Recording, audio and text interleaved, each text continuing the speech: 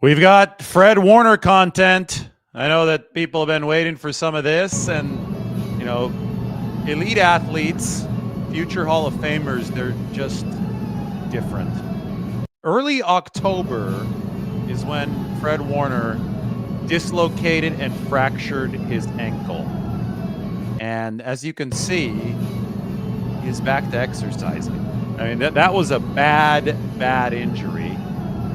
Required surgery for Fred Warner, and he is back and exercising. Now, there had been some initial hope when Kyle Shanahan said that he thinks these injuries are about 3 months. Everybody says, 3 months, it's early October. They started doing the math.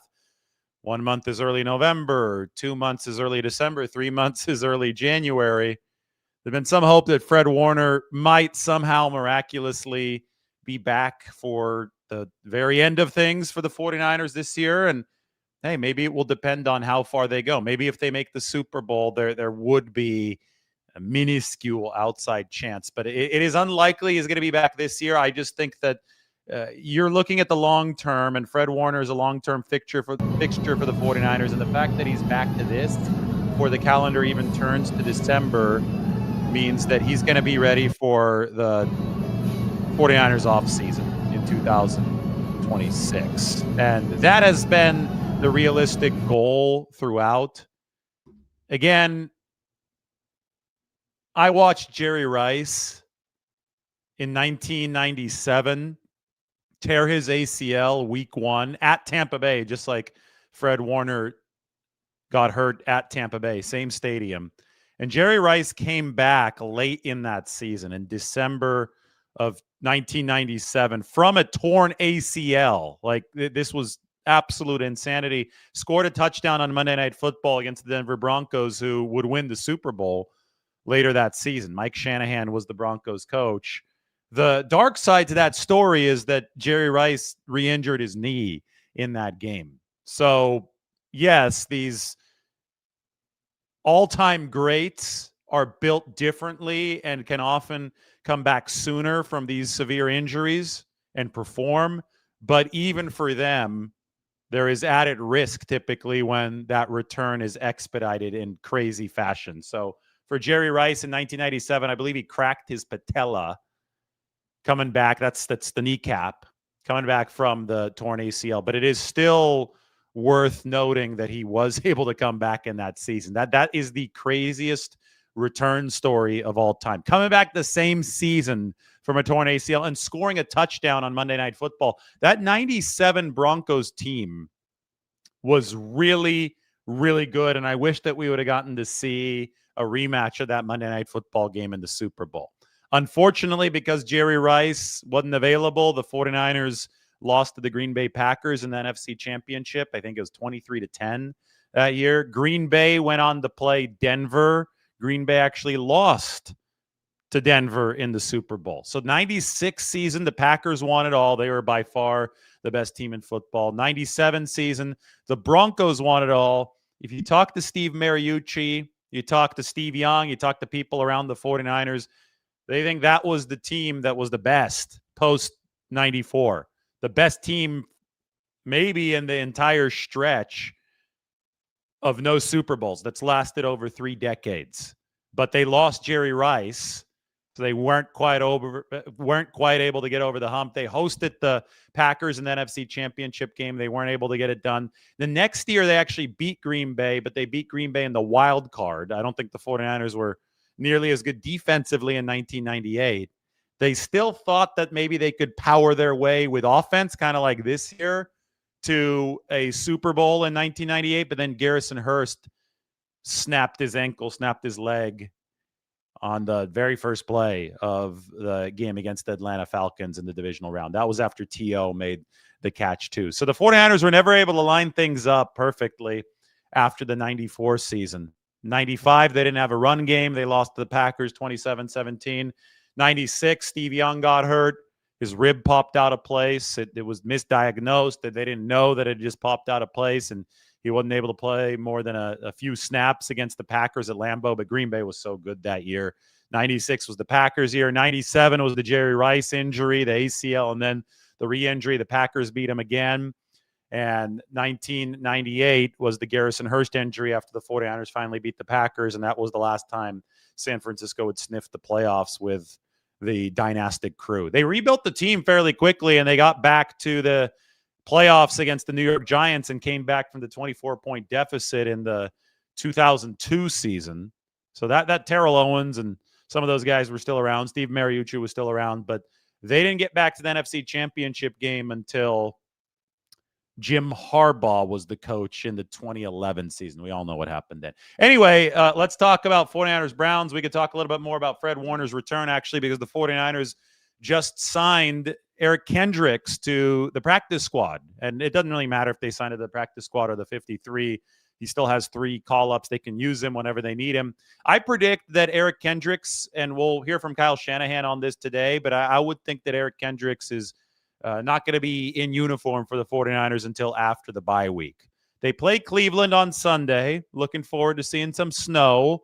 We'll see how much it's snowing actually during the game, but it has been adverse conditions off of the Great Lakes. And yesterday we did a little bit of a geography lesson. We looked at Lake Erie. We looked exactly where Cleveland Stadium is, and it's right there on the lake. It's going to be windy at the very least, and Eddie Pinheiro has yet to practice this week, so it looks like it's going to be the second straight game of Matt Gay at kicker for the 49ers, and he's going to have to knife through that Cleveland win, which got Jake Moody twice back in 2023, including on the potential game-winning attempt. He missed, wide right against Cleveland, and the 49ers lost that game by a point. I believe it was 2 points. It was 19-17. They were in position to win 20-19 had Moody made the kick. Brock Purdy drove the 49ers all the way down the field, set up Jake Moody, but he was not able to make it. So 49ers probably going backup kicker in this scenario. But Eric Kendricks is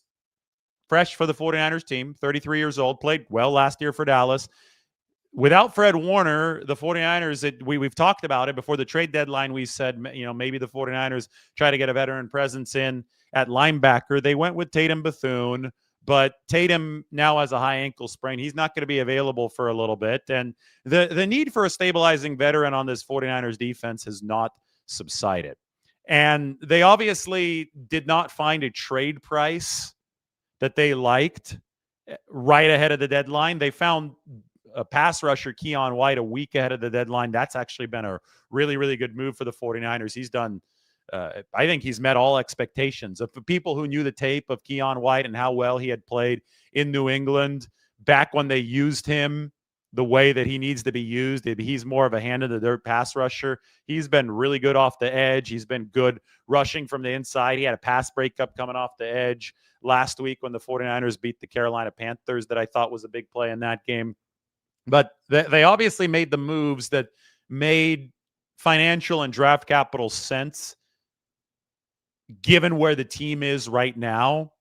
They did not, however, find a move that made sense in both of those regards for a stabilizing linebacker. They did, however, know that Eric Kendricks, former All-Pro in 2019 for the Vikings, who, yes, he is 33, but just last year was the starting Mike for the Cowboys and played well. They knew that Eric Kendricks was available. They knew that Eric Kendricks was interested in signing with them. And they knew that, I think once we talked to Eric Kendricks, he'll say that he was biding his time to sign with the team because, the subtext here is obvious. He's 33. He's closing in on retirement. He wants to end his career on good terms. Some guys don't want to play all 5 months. I mean, it's an absolute grind on your body, especially if you've been going through car accident after car accident as a linebacker over the course of 11 or 10 NFL years. This is going to be season number 11 for Eric Kendricks. So look at this right now, right ahead of the bye week with still 2 months to go in the season. If you include the playoffs, Eric Kendricks signs with the 49ers, should have a fresh body, has the acumen to play both Mike and Will, which I think the 49ers need reinforcement at both of those positions. D. Winters has fallen off after a hot start to the season. And, the fall off of D. Winters this year has coincided with the absence of Fred Warner, too. I don't think that's a shock. I think that the veteran presence of Fred Warner makes everybody better. But the Mike linebacker spot with the radio and the helmet Curtis Robinson is now in that role after both Warner and Tatum Bethune went down. You bring in somebody like Eric Kendricks, and that is a stabilizing veteran presence for both the meeting room and potentially for the field, since he's played both the Mike and the Will over the course of a fairly illustrious NFL career. Again, All-Pro in 2019, hasn't been at that level of pass defense for a couple years. He had 13 pass breakups in 2019, but last year for the Cowboys, he had 3 forced fumbles, which was a career high. He had 138 tackles, which was the second highest of his career. So he can still play the run. I don't think he's great against the pass, but neither is D. Winters. With Kendricks last year gave up like a 108 rating against the pass. D. Winters this year has given up a 115 passer rating into his coverage. So it just gives you an idea of where the 49ers are at defensively. This is not a world-beating defense. We know that. We know that the goal of the 49ers this year defensively has had to have been recalibrated. They're just trying to be stable on defense. I think if they play number 20 level football, the defense, from here on out, they give this offense a chance to win some playoff games. I mean, top 15 or right around mediocre, right around the middle of the pack would be ideal for the 49ers. But sometimes you got to sit back and look and say, what have they lost? Is that even possible? And, you know, the game against Carolina suggested that Robert Saleh might be able to work the ultimate magic trick, right? They're plus 11 expected points against the Panthers, a team that had thrown for 448 yards the week before. So they will get better week after week. I just don't know how much better they can get. I do know that the floor and the ceiling both raise if the 49ers find good veteran communication to help tie together the back end. And that's something that Eric Kendricks has done over the course of his NFL career. You know, if you want to look at this from an optimistic lens, the 2024 Rams, who built their team a lot like the 49ers, have tried to build their team, although they didn't have a Bosa and they didn't have a Fred Warner. So maybe that makes it a better parallel because the 49ers no longer have Bosa or Warner. But the 2024 Rams were number 29 on defense through the first 3 months of the season in terms of EPA. They weren't good. They had the lowest defensive spend of any team in the NFL in 2024. Teams were moving the ball at will against those Rams. All of a sudden, once the calendar turned from November to December, when they played the 49ers in early December, it was actually the game that Devondre Campbell walked off the field. The Rams turned it up defensively. San Francisco scored only 6 points against the Rams in that December Thursday night game that effectively ended the 49ers season. Their playoff hopes out the window with that Thursday night loss to LA. From that point on, the Rams were the number 5 defense in football, which also included a complete flummoxing of Sam Darnold and the previously high-flying Minnesota Vikings in the wild card round of the playoffs, which, because of the fires down in LA, was played at State Farm Stadium in Arizona. The Rams even pushed the Eagles, who would go on to win the Super Bowl, in the snow. The Rams, they went up to Philadelphia, and they nearly beat the Eagles in the snow. I mean, that defense was ready to play for the Rams as soon as that calendar turned to December, and they didn't have many big names that were known. I mean, now they're known. Now guys like Jared Verse and Braden Fisk are household names, but that's because of the run that started at the end of last season. So defenses can grow. Defenses can develop as seasons progress.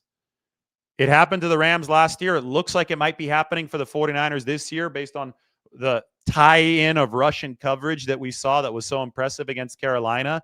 Eric Kendricks can help raise this floor and this ceiling a little bit for the 49ers coming out of the bye week. And then, yeah, we talk about Fred Warner. We might as well put Fred Warner up on the screen. There he is, working. Thankful. Well, I wonder if he put this in on Thanksgiving or if this was the day before and he posted it on Thursday. But the fact that Warner, this happened in week 6 at Tampa Bay, and we're now about to hit week 13. So 7 weeks ago, Fred Warner got hurt. He fractured and he dislocated the ankle. Now he's back to this. I would never say never with Fred Warner just because I brought up the Jerry Rice example. It's very unlikely he returns this year. But the fact that I think he's going to be on track to be a participant in the 49ers offseason program is really big. And they're also moving a net linebacker with Eric Kendricks. And they're also moving as a defense with the performance against the Panthers. All right, let's talk 49ers Browns. SF Data Niners had a great preview graphic, which we can use to illustrate what's going to happen in this game, at least set up the matchup between the 49ers and the Browns. There's Fred Warner. We're going to have to take him off of the screen because we need our 49ers Browns preview. SF Data Niners does great stuff, by the way. Take a look at that. Get 49ers Browns text title on the screen. Okay, so here we go. Green is good, red is bad. You want more dark green on these efficiency charts. So we can see the 49ers offense against Cleveland's defense. This is the strength of the Cleveland team. Everything here is ranked in the top 4. The Browns have the highest sack rate in the league. It's because Myles Garrett is capable of going off for 5 sacks a game. Like, the guy is one of the all-time greats rushing the quarterback. However, despite the fact that the Browns have a really good defense, their offense is putrid. They have moved to Shedeur Sanders at quarterback, and it's only been a game. I don't think it was a great game for Shedeur Sanders. I think the media never is able to look at any of this with nuance. They saw the Browns beat the Raiders, and they said, oh, my God, this has fixed their quarterback issues. I mean, he hit a swing pass that turned into a 60-plus yard touchdown, and there was one throw downfield that either was a touchdown or a big gain. I forgot what the exact result of it was, but it was not a world-beating performance for Shedeur Sanders, and we cannot omit the fact that Cleveland, including that game with him at quarterback, still ranks dead last in the entire NFL in passing efficiency. So per drop back, they're negative 0.213 EPA per play, which is essentially like taking the best quarterback in the NFL. That's going to be plus 0.2 or 0.3 EPA per play. This year, it's about plus 2.1, and inversing that and turning it into negative efficiency. And that's exactly where the Browns are. They rank dead last, as you can see here, number 32 in pass game efficiency. They're a little bit better running the football. They rank number 23, but all plays combined, the Browns are the second least efficient offense in the league. Their special teams also haven't been good. So this is a team that is driven by its defense, that's driven by Myles Garrett and company, that has not been good in the other 2 phases of the game. And this is why the 49ers are favored by 5 points. The 49ers have the number 2 special teams in the entire league. The 49ers have a good offense. I mean, the offense, they're ranked number 9. We wonder if they can push this up to the top 3, top 4 with Purdy back, with Ricky Pearsall back. I know they haven't fully gotten rolling yet, especially on the Purdy-Pearsall front, but I don't think it's unreasonable to think that the 49ers can move from number 9 to the top 5 offensively. That sets up a hell of a matchup against Cleveland's defense. And then the 49ers defense, you ask yourself, they're ranked number 25 right now, but are they going to be number 25 over the last 2 months of this season? Or is this going to be a Rams-like situation in 2024 where the defense does gel, the defense starts surging, and you don't have to be a top 5 elite unit to be a surging defense. We're talking maybe top 15. Can they get to the middle of the pack, the complement and improving offense and a special teams unit that has been absolutely awesome for the 49ers, number 2 this year? That's the formula for San Francisco. If they can execute it, then I think that they could be 10-4 entering the game against the Indianapolis Colts. But this is definitely the biggest test of this 4-game stretch, I would say, for the 49ers. They beat the Cardinals. They turned around and they beat the Panthers. Now they've got the Browns. Then they have the Tennessee Titans. Nobody's going to say the Titans at home is the biggest test. I don't think Arizona was the biggest test just because the Cardinals were so beaten up when the 49ers played them. There were a lot of injuries there, and they blew them out. The Panthers, I know that their fans were talking crazy because they had just beaten Atlanta, and Bryce Young had just thrown for 448 yards, and the Panthers thought that they were turning a corner. I never saw Carolina as that big of a threat to the 49ers. I don't think the 49ers saw it either.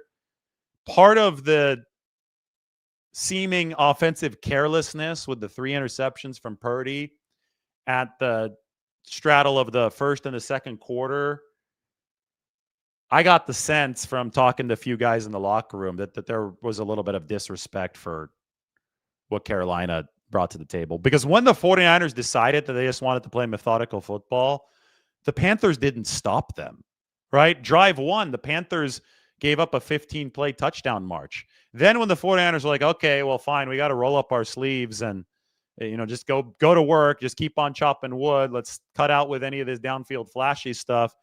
The Panthers couldn't stop them. Had the 49ers just done that all game, if they had just been workmanlike 4 to 5 yards at a time all game, I'm not convinced that Carolina could have slowed them down. I mean, without going into full goal line defense, and then the 49ers would have been able to beat them over the top because there would have been wide open spaces. But I think the 49ers had stuck to the drive one formula. They probably jump out 28-3, and it's a complete blowout. And then you might understand a little bit more why there was a relative disregard for the Panthers in that 49ers locker room. And they beat them by 2 scores. So, however you get it done, it's a win. They're 8-4. I don't think that the same blasé mentality is going to be effective against Cleveland because of what you see up on the screen in the upper right. This is a monstrous defense. Myles Garrett is a future Hall of Fame player who has been statistically making a mockery of what we previously thought was possible when it comes to production as far as getting the quarterback. And the Browns in 2023, I know it's a different team now, but they beat the 49ers. This is why the Cleveland defense is dangerous.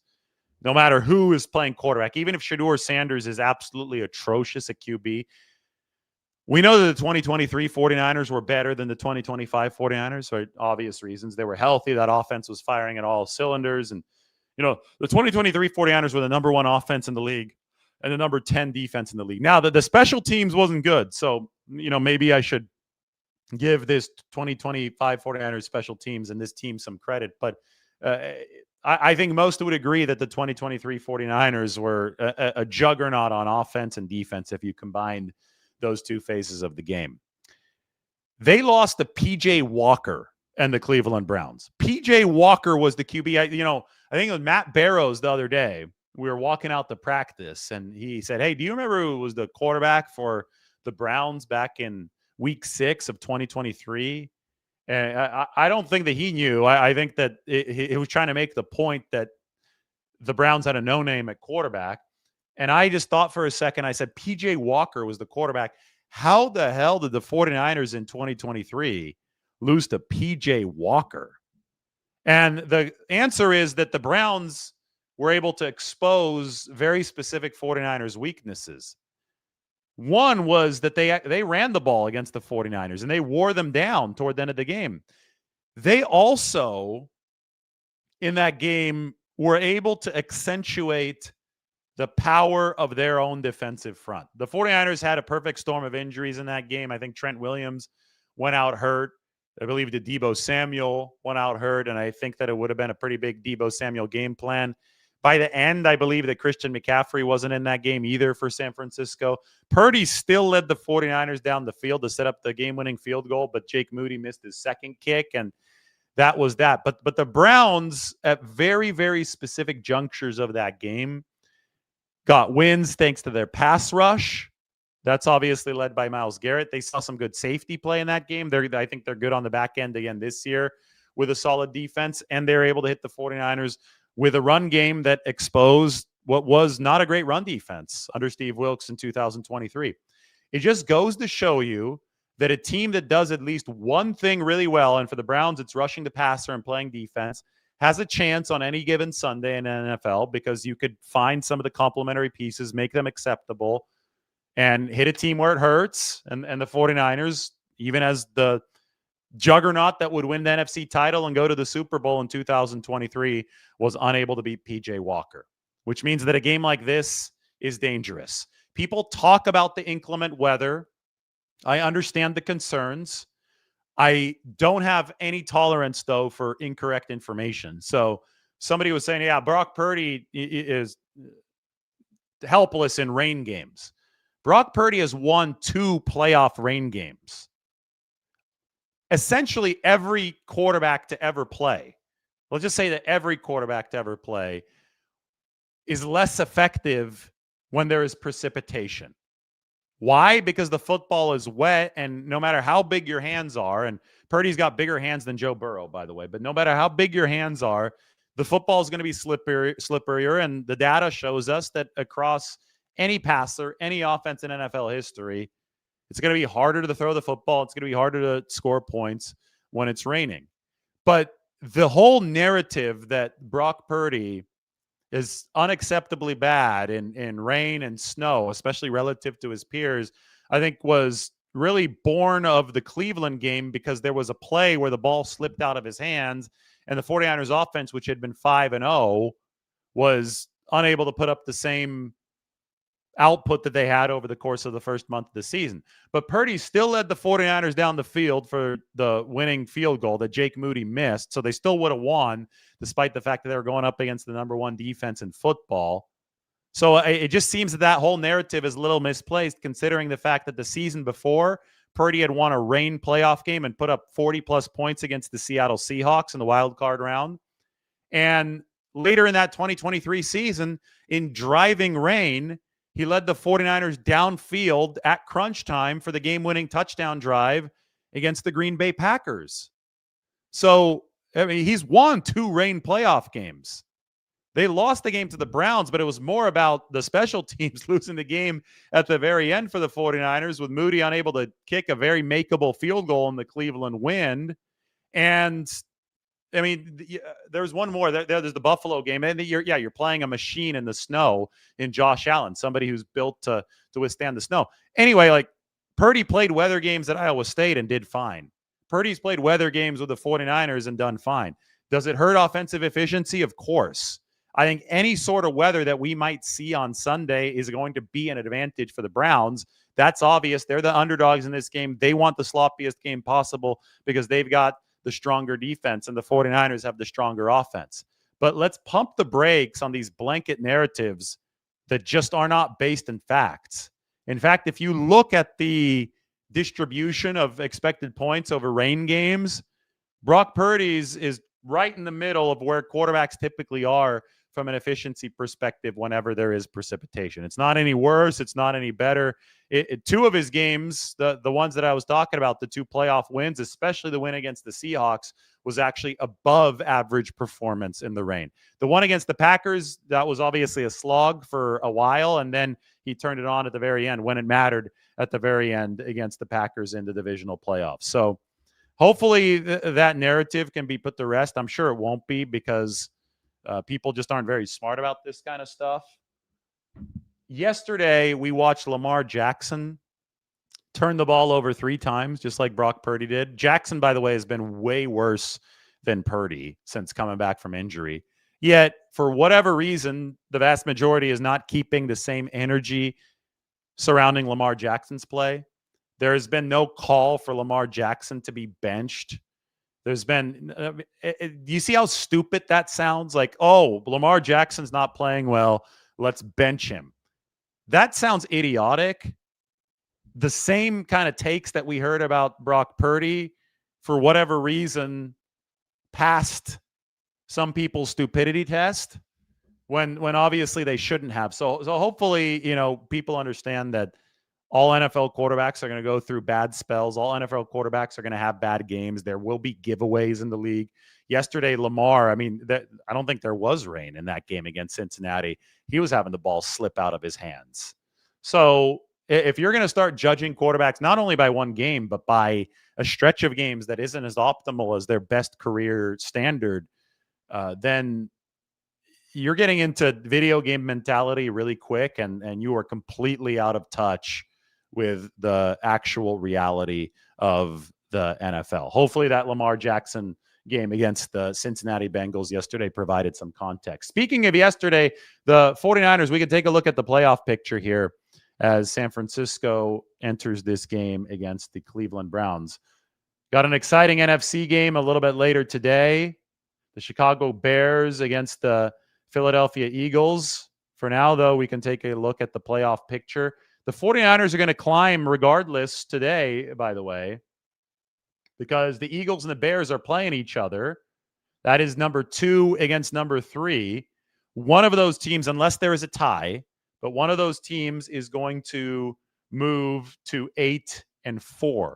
One will be 9-3, one will be 8-4, and the 49ers will have the NFC tiebreaker over either of those teams because the 49ers are 8-2 in NFC play, which is by far the best record in the entire conference. So the 49 the Bears or the Eagles, I think the Eagles are favored in this game. The Bears are going to slide to number 7 if they lose this game. And the 49ers and everybody else is just going to bump up a spot. So San Francisco is going to be at number 6, which would set up 49ers Bucks as the playoff matchup if the regular season ended today in Tampa Bay, which brings us back to the Fred Warner injury. And I know that's why some of you are tuning in, but Fred Warner is in the midst of his rehab right now. It's the early rehab for Fred Warner, but that is good news for the 49ers. Warner working on that ankle. He fractured and dislocated the ankle against Tampa Bay. That would be the 6-3 matchup if the 49ers ended the season and the NFL ended the season after today. San Francisco, in all likelihood, barring a tie, of course, between the Eagles and the Bears, the 49ers will move up to that number 6 seed in the NFC playoffs. Then they just need to continue winning. I mean, if you beat the Browns, you're 9-4. If you beat the Titans coming out of the bye week, you're 10-4. We can go back to this right here, and we can see the Packers are 8-3-1. So they need another loss for the 49ers to catch them. The Seahawks are 8-3, but the 49ers play Seattle, so there'll be a chance for the 49ers to put a dent in that in the final week of the season. The Bucks, they're at 6-5. Actually, and the Bears right here, yeah, because the Packers would overtake the Bears for the first spot in the NFC North. So the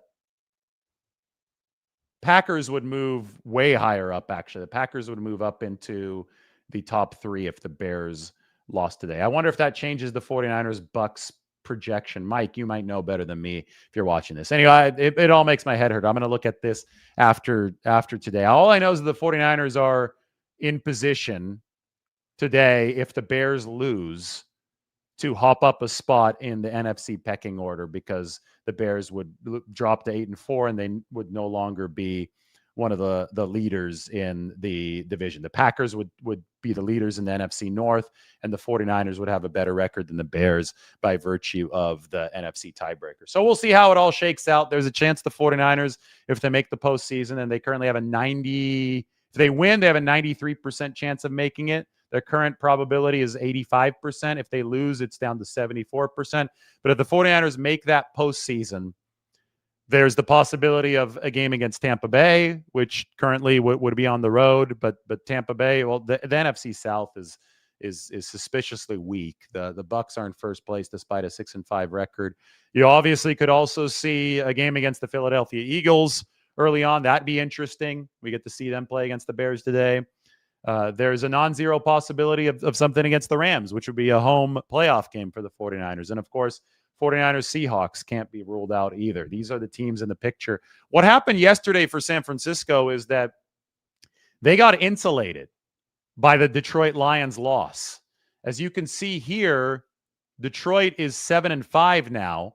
49ers are 8-4, but the Lions have a 4-4 NFC record, and the 49ers are 8-2. If the 49ers and the Lions finish with the same record, the 49ers will clearly have a tiebreaker with that NFC in-conference record. So the Lions essentially have to make up 2 games against the 49ers to have a chance. The Cowboys down here, they have the tie, so that's a little bit more complicated. They're still a game behind the 49ers, though, in the loss column. Their win over the Kansas City Chiefs on Thanksgiving thrusts them into at least knocking on the door contention for that number 7 spot. The Panthers were devastated by their loss to the 49ers on Monday night. Carolina would have been right there. That was a huge game on Monday night had they found a way to beat the 49ers, but they didn't. So it's the Lions and the Cowboys who are the 2 top challengers for that number 7 spot. But again, the 49ers will move up to number 6 today in all likelihood. I do expect the Eagles to beat the Bears. And even if if the Bears beat the Eagles, then the Eagles still have one of the divisional seeds, right? Because it'll be 8-4 for Philadelphia, but second place in the NFC East currently belongs to the Dallas Cowboys, who are 6-5. So they would still clearly be behind Philly. So the 49ers to climb today. Philadelphia needs to beat the Bears. And I think that Philadelphia is likely favored in that football game. Let's see. The Bears have a very, very low strength of victory. Philadelphia is favored by 7 points against Chicago. That game on Amazon, it will be played today at noon Pacific time. How's everybody doing? Black Friday? Are you guys shopping or something? I see we have a lot of people here. Probably not a lot of people working. Maybe we push this through to over 1,000 before I have to get going here in a couple minutes. But we've got the Warner update. We've got Eric Kendricks joining the 49ers team. We have San Francisco playing the Browns and Shedeur Sanders. Not a good offense that Cleveland is bringing to the table, that's for sure. But Shedeur Sanders might bring a little more energy to the Browns, maybe a slight uptick. I think it's a good chance for the 49ers defense to keep on building. What I'd been talking about over the course of the last couple of weeks, whenever I give you guys the graphic of how the 49ers defense needs to move this team up the y-axis, they need to get back to at least mediocrity defensively. They can't be down number 25 and below. It's been a very interesting stretch following the Rams game because the 49ers are playing progressively worse offenses, right? First, you had the Cardinals and Jacoby Brissett. Then you had the Carolina Panthers, and I know that they were coming off the 448-yard passing output against Atlanta, but I just that offense has not been good this year. That was like the number 24 offense in the league. Now you have the Cleveland Browns, who are one of the worst offenses in the league, the second worst pass or the worst passed offense, the second worst offense. And then you go all the way down to the Tennessee Titans, who are bottom barrel. So it's 4 games for the 49ers defense to get right ahead of the December 22nd game against the Indianapolis Colts. And that is the best offense in the league, or it has been so far.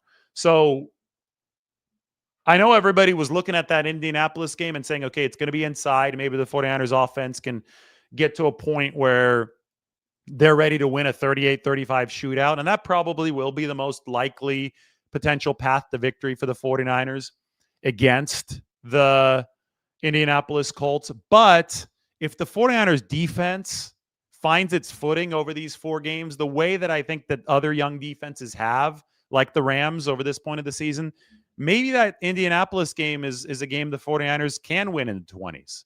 Maybe 27-24 is more possible. Or, Purdy and company still score 30-plus against Indianapolis. It just widens the pathway to victory if the defense can figure out a way to play. If the defense can deliver against better offenses on this schedule. And the way that you build to that is if you succeed against the worst offenses on this schedule, like the Browns, like they did against the Panthers last week. I mean, it was the best 49ers defensive performance of this season, like the Tennessee Titans. You build the confidence there. You integrate guys like Eric Kendricks in those games, and then you pack your bags and you head to face one of the best offenses in the league in the Indianapolis Colts, and maybe there is a pathway to win other than a shootout in the 30s against a team like Indianapolis. So I'm going to roll up my sleeves. It's going to be a fun few weeks for the 49ers. They're 8-4. That's all you could really ask for. I think in the larger picture too, if you had told anybody that the 49ers, I was projecting 11-6 at the start of this year. If you had told me 8-4 after 12 games, even without a mass injury event, I would say that's a good record for San Francisco. The fact that they have reached 8-4, even with a mass injury event, is borderline miraculous. Now they're working through that mass injury event. The offense is back out on the field. They've got a chance to take that good 8-4 start and put a nice exclamation mark on the regular season. They've got an 85% chance to make the playoffs. The 49ers are in a really good spot. Can that spot get miraculously better thanks to this guy? Maybe. Maybe if the 49ers make the Super Bowl. I just don't think it's likely Although I am wowed by the fact that it was just about 7 weeks ago that Fred Warner shattered his ankle, and he's already back to doing this. I do agree with this. Kyle Shanahan, coach of the year, based on what the 49ers have been able to accomplish so far. It has been impressive. All right, guys, have a good Black Friday. We'll talk to you after the game between the Eagles and the Bears.